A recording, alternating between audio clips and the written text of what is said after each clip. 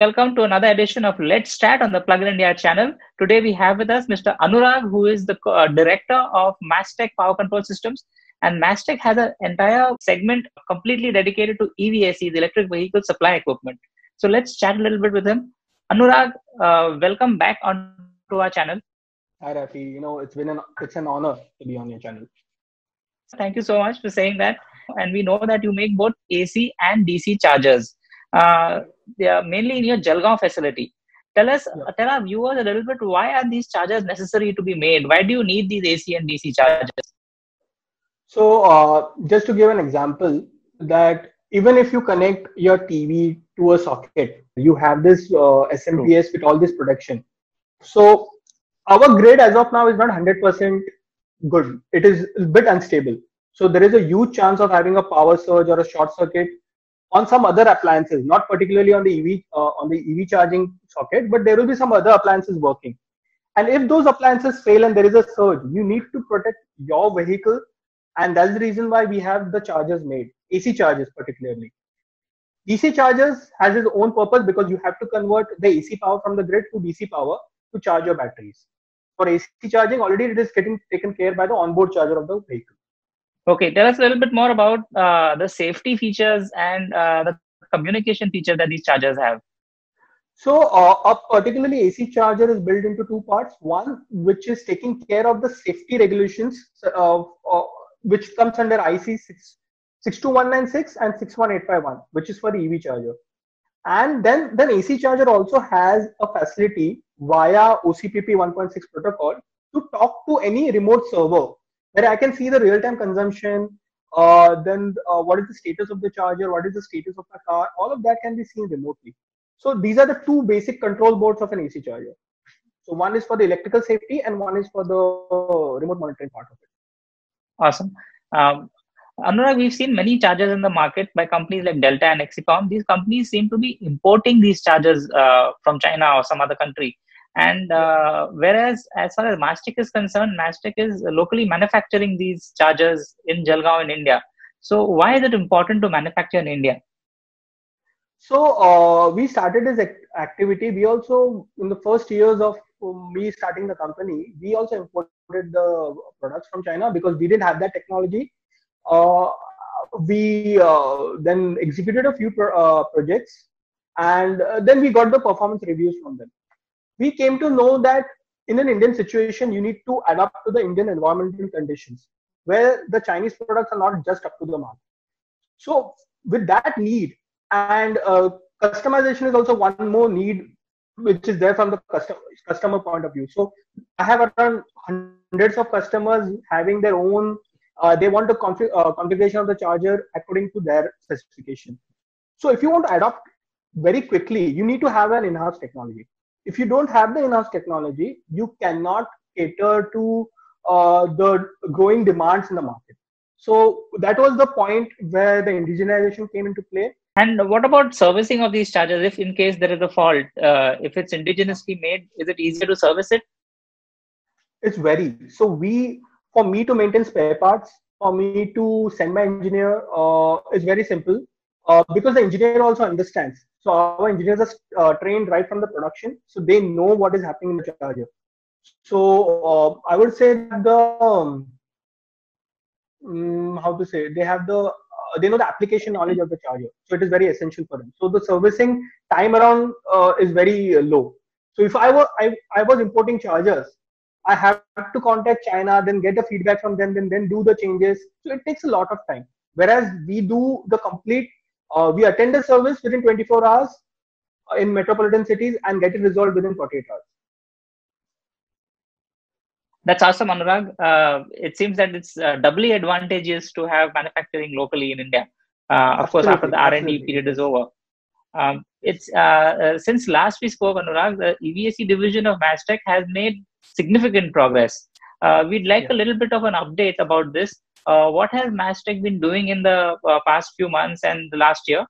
Can you outline a little bit about what you've been working with the auto OEMs, the automobile manufacturers, and the other state government and other private sector players? Yeah. So coming to that point, business has been good. It We are getting orders from all the sectors such as utility sectors, such yeah, electricity boards. Then we have orders from certain OEMs where we do projects. I'll give one example: Mumbai Pune. So Purple has purchased some electric buses from Moser, and we are giving them the EV infrastructure. One of the 150 kilowatt chargers has been installed in Mumbai Borivali, and one of them is installed in Thane CRT campus. Both of them 150 kilowatt capacity. We are also doing another project from Bangalore Tirupati, where electric buses will be operating, and where we are giving 240 kilowatt charges to super fast charge the buses.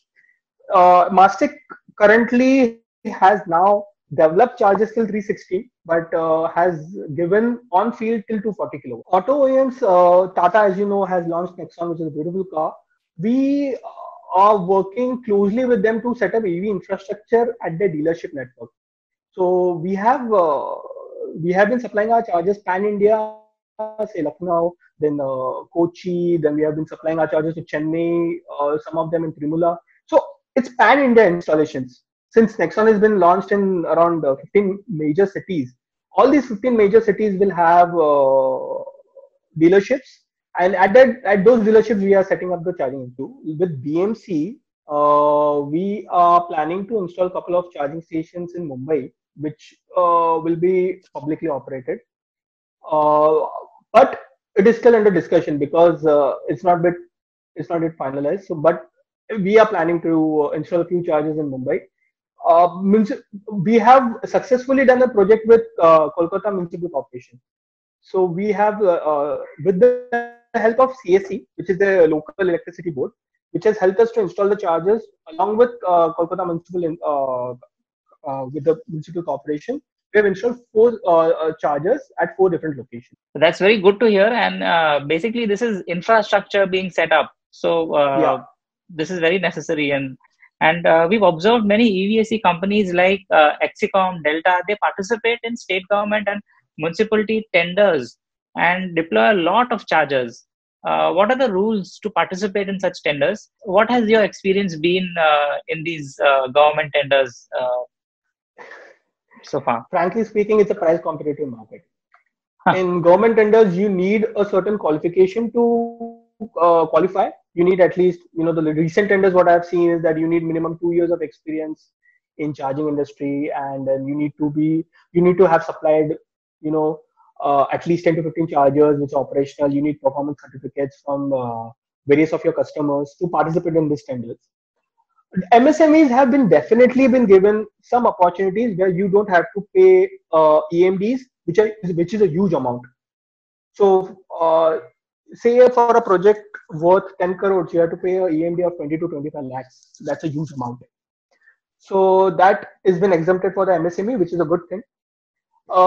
Again, how easily to participate in these tenders. If you have a product and you have already successfully commissioned those charges in India, it becomes very easy. For a newcomer, it is very tough to participate Right. in government tenders. It is pretty tough. Is it mandatory for these tenders to have those standards AC 001 and DC 001 compliant chargers? Actually, they are pushing it because there are cars available on the road which have to be charged. So, say Tata Tigor and e-Verito and the new KU which is coming, they are all going to be on low voltage. So, till the time they are manufacturing low voltage cars, the demand for DC001 will still be there, because AC001 can be used for e-rickshaw, two-wheelers, and four-wheelers, all of them. So, it covers all these criteria. So, that will not be an Right. obsolete product pretty soon. There is a huge quantity requirement also for that in the market, but it is all tender driven mostly. Mostly these quantities are all tender driven. Right. Well, Anurag, that's very good information. And also, Mastech has been significantly changing its operating model. We've heard that you also had a tie-up with a big company, Panasonic. Tell us a Yeah. little bit about that. What is that about? So it is basically a strategic partnership between us and Panasonic. Panasonic, mainly being an MNC, they are taking care of the complete sales for us. and their capability of participating in tenders is much more than us, and their reach in the market is much more. It's a big company, and Hmm. we are very happy to work with them. They have a very good work culture, uh, and it basically our goals and their goals were matching. So our what we wanted to achieve in this industry was exactly what they wanted, and that's how the synergy happened. In the next 1 year, we need to go international with an Indian-made product, and that is our main goal.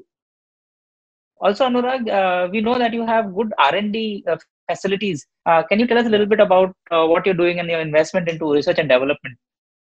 So our R&D has been headed by two very well-known engineers, ex KPIT, ex Delta, ex Emerson, all these people. And these people have a total experience of around 30 years in power electronics. For us, it was very essential to build this team. It is because initially for the business, definitely we were trading, but after 2016, it was the company made a decision that we had to invest in R&D, and it was the best decision so far because due to that we were able to cater to every customer with every customization requirements he had. The value what I put in R&D, I have got much more out of it. So I'm pretty happy to invest in R&D in India as of now with the proper talent. Yes. Anurag, what are the focus areas for this R&D team? So one is working on the hardware part of it, and one is working on the software part of it. So we have engineers who are dedicated to develop the controllers, and there are engineers working on the power electronics of it for module manufacturing. So we do software and hardware both. So because the software has to get integrated with the hardware. So the complete designing of the controller is happening in house. Complete architecture happens in house. Now, if you talk about the spare components in electronics, I know 80% comes from China, but you can't help it. The semiconductor controllers come from China, you can't help it. The only thing you can help is that you can make a good product out of those semiconductors. So that my R&D is focused on. So the application part of it, how to use them, that is more focus of the R&D, and they have achieved pretty good results as of now. Anurag, that's great to hear that you've got R&D going on. It's very heartening to hear. Let's talk a little bit more about the specific products itself, the different types, the different varieties that you've got, and the hardware features of these products. Got it. Let me answer your question in parts. So Sure. we segregate our products according to the low voltage, medium voltage, and high voltage. Low voltage is usually used for e-rickshaws, bikes, Tata Tigor, e-Burritos, E2Os. Medium voltage and high voltage for it is different. So for commercial investments, we usually give low rating 20 to 30 kilowatt charges, which can have CCS, CHAdeMO, both cables. Then we have public infrastructure where 122 kilowatt, 50-50, and 22 kilowatt AC charging gun is required. So we have that product catering to that. For public infrastructure, we also have 150 kilowatt, which can go CHAdeMO, CCS, GBT. You can name which. So you can have any combination. You can have two gun combination. You can have three gun combination. It depends on the customer. Three gun combination for all the three DC protocols. But we have Type 2 AC, CHAdeMO, and CCS already working, and already we are going to our customer. Then we have super fast chargers for buses, 240 kilowatt, 360 kilowatt, 180 kilowatt. So you can see a lot of these chargers installed for point to point. So you can see again. I will give you an example of Shimla, where we have installed 180 kilowatt of chargers. Then we have a Bangalore Tirupati project which is coming up, which we are installing 240 kilowatt of charger.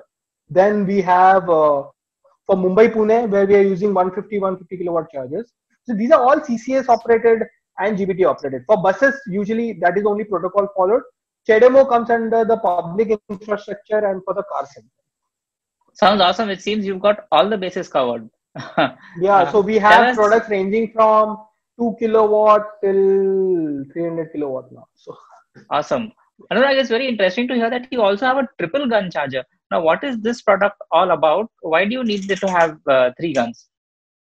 this product was purely developed because of the government tender requirement where they are asking for three gun models, 22 plus 50 plus 50. Now, I have got a pretty good experience of 3 to 4 years now of installing chargers. Never have I seen a perfect parking where three parking is available and a charger is installed in such a way that three cars can get simultaneously charged. You don't have space like that available in India. Second part is that if you just give a 50 kilowatt charger with a CCS and a CHAdeMO, okay, it still solves your purpose because the hardware cost of that charger will be pretty less than the triple gun model. And also, it occupies a huge space. So it's a 122 kilowatt to 150 kilowatt charger. It's a huge charger. I don't see that charger getting installed in any building because you don't have, first and foremost, you don't have any power. I don't know why they want to do it, but if it is on the highways, I understand it. But in the cities, I don't think so that configuration is required. You can have that configuration in the lower rating, not for 122 kilowatt. You can have it at 30 kilowatt, 40 kilowatt, something like that. So Anurag, I mean, it seems that you've got this because there is a certain requirement for a specification which says it should be there. But in practicality, this is not something that you've seen much use in of. Practicality, I don't see where you will get a 122 kilowatt ready power and then install it. And then it is good to have on a book that, oh, you have all these three guns. But personally, I would say AC charging and DC charging have to be separated. You cannot have a same gun because Combined. you can have two guns in one DC charger. AC charger is so small, you can have a separate charger for it. Why do you want to have in the same charger? It unrealistically you have three guns, then maybe they get tangled with each other. This is high power equipment I'm talking about. You know how we use it. So it is not practically suited. I'm not feasible, right? It's not feasible to have this. Practically suited. Yeah, it is not feasible to have such a three gun charger in India. It's not required. You can have a separate AC charger and have DC charger separate. So from among the other variants that you have, Anurag, which is the most popular, which is the best seller, so to speak? I think so I have to go with the. I can't. It's between. So I would say 60 kilowatt CCS CHAdeMO is the highest selling one, and then comes 60-30 kilowatt. So it can range. So our cabinets are in three parts. So one is for 0 to 60 kilowatt, then from 70 to 150, and then from 150 to 300 we have separate cabinets. So our major selling is 150, then for the buses, obviously, and then we can come to the 60 kilowatt and 30 kilowatt CCS CHAdeMO charger. Awesome. And a little bit more about the software features. What kind of software does this charger come with? Do these chargers come with, and what are the features? So software, when you talk about the charger software, right? We have our internal software which is operating this charger, which is constantly getting upgraded, as per the requirement for the customer. Then we have a remote monitoring controller which talks to remote monitoring software with people who have an OCPP 1.6 cloud services. Over there, you have a plenty of features. Like then you will have real-time data, how much consumption is happening, what is the status of my charger, then driver profiles, what time he came, what time he left. All of those features are available on the remote side. On the charger side, on the screen, you can see definitely voltage, current, start time, end time, then the demand coming from the BMS, temperature. All of those things you can see on the charger. But most of the features, is all remotely. What I can do remotely, remote start, remote stop. I can also change the power of the charger. So say, you come to find out that, okay, fine, this bus is getting charged slowly. I want to increase its power. And if the charger has the capability, you can just increase the power remotely. Right. So mainly it will cater to fleet operators, people who have large number of vehicles, or people who have a large number of chargers. People who want those. Yes, people who want that data, people who want that feature, they really would like to go for those softwares. And we are capable enough to connect to any OCPP compliant software. But we don't manufacture the software ourselves. So we are more into the hardware of the charger than the on the remote side. So we are not actually invested in that as of now. Awesome. And now let's move on to the business model. Tell us more about, since Mastech seems to be focusing more on B2B and charging equipment. Are you accepting dealerships at this present moment? As of now, that is where Panasonic comes into play. Right. Panasonic is our sales partner for handling such situations. Dealership as of now, Mastic is not offering because there's no demand as of now. So for the dealers to have such a huge business. So if an individual customer comes to me and says that okay, I want to buy chargers from you, I said okay, you don't need a dealership for it. If he wants to buy from me and then sell it to some other person, he can still do it. You don't need a dealership for it. So we have not signed any exclusive dealership agreements uh, as of now completely. There are few Right. people who, according to regions, have interest, but anyone can is open to definitely go to our website, send us an inquiry, and we'll definitely get back to you on this. Precisely. So that's what we wanted to know, how people can get in touch with you. And Yeah, it's good to know that you're open ended and that you're willing to yeah, accept various situations that the market uh, yeah, brings to your doorstep. yeah. All right, Anurag, it's been a pleasure talking so far. And this Okay. is the end of our scripted questions. What we are going to do Yes. now is open you out to the entire community. So the community Yeah. members have asked some questions, and I'd like to forward them to you to get your responses from you. Great, great, great. I would love to see that. So, Yes. sure. So our first question is from Mr. Satish Reddy from Pune, and he says, Yes. "Why are AC EVSEs so expensive? We see that many of these start at rupees 40,000 and go up to a lakh. Are components expensive, and can we make them cheaper?" It's a very interesting question what he has asked. I would like to answer that question saying that AC charges start from 5,000 and end till 2 lakh also. I have seen a huge number of Indian startups who have started manufacturing AC chargers themselves, and it's a good thing. Trust me, it's a very good thing. It now, according Right. to the OEMs and according to the design of the product, according to the certification what the product has, okay, the pricing depends. If my product is a superior product, C certified, IC certified from ARI and TUE agencies, I'll definitely add a premium to my product because uh, it is certified to a certain quality. There are certain people who launch products and they're not certified and they're available in the market of 15,000 rupees, 20,000 rupees, 30,000 rupees, 40,000 rupees. But you True. can manufacture that product for 10,000 rupees also, but it depends. So when you go for certification, that is where you will actually know that okay, to achieve this safety criteria, I have to do this feature in the charger. To achieve this characteristic, I have to do this in the charger. So this is how the charger cost is dependent. If only under voltage, over voltage surge protection is there, the charger can be made in like 10,000 rupees, not more. But there are the features like LCD screen, remote monitoring capability, SIM card facility, LAN capability. All these increase the charger cost. So we also keep our charger pretty modular. So people who want to go for the lower version, we have AC001 for them. Then we have 7 Right. kilowatt solo, which is a premium product. So we give them that product. So that product, you know the pricing for that. And then you know the pricing for AC001. There's a huge difference for them.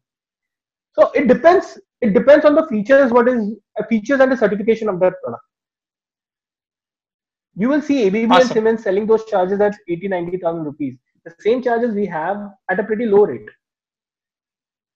with the same certification. So it depends. It depends on customer to customer. It depends on the brand what they're selling. It depends on what you want to be Apple or you want to be Samsung. It depends what strategy you are applying to your product. That's true. That's true. Moving on to the next question, Anurag. Uh, Rajiv Shah from Nodia, he asks, what do you think about many of these socket-based boards like the Kirana charger? They offer a simple socket and call it a charger. Would you recommend Mhm. these compared to full-fledged EVSEs? I think partly you already answered it. Would there be any more points that you'd like to add for Mr. I Rajiv? would I would suggest that the Kirana chargers. I'm not against them. Trust me, that is the way to go forward. You need those chargers. You need community charging more and more, but you also need to understand the safety aspect of it. Right. How reliable is that charger? How reliable is the meter reading coming out of the charger? If I take a third party meter, okay, and your reading is say 6 kilowatt, and I'm charging you at 12 kilowatt, will you pay? As in, you have to pay, but then how are you going to certify what reading comes out of the charger is proper? So as of now, what Kirana chargers I have seen, they are bogus. They don't have real meters in them. They have some controllers which are doing the calculation. multiplying voltage and current. So that is not the way to go forward. You need proper meters which are utility approved meters, NTPC, AACLD. These are people approve some class B meters, not even class A. Class B is 0.5 class accuracy meter. You need those meters inside. And those meters itself are costing around 6 to 7,000 rupees. So the idea of having a Kirana charger at 5,000 rupees is good, but you are compromising on the actual readings which are coming in. You're compromising on the features. You're compromising on the product quality also. Right. I mean, one would probably use it for an electric cycle or an electric scooter, maybe. Cycle or three-wheelers, I don't mind. So cycles and three-wheelers, they have plenty of spare parts where you can change those spare parts at a low cost. I will not charge my E2O or Kona with those charges. If something happens to my onboard charger, it is a huge expense. Massive expense. And it is not covered under insurance. Trust me on this. If anything happens to your onboard charger via grid, it is not covered under insurance. Right. Yeah. So that's a big issue there. Yeah, that's a big issue. So it depends on the person. If it's an urgent matter, a 50 amp socket is also okay. Why you need that Kirana charger? True. I mean, in case of emergency, people get desperate sometimes. But still, it's always better to find a safe charging socket and an EVSE to do the job. Yeah. Well, Anurag, it's been a pleasure talking to you. You've told us a lot about EVSEs in general, about Mastech in particular, and all the interesting products that you've got lined up. We look forward to many inquiries coming your way. Again and again. And thank you so much. You're most welcome. Thank you. Thank you. Right.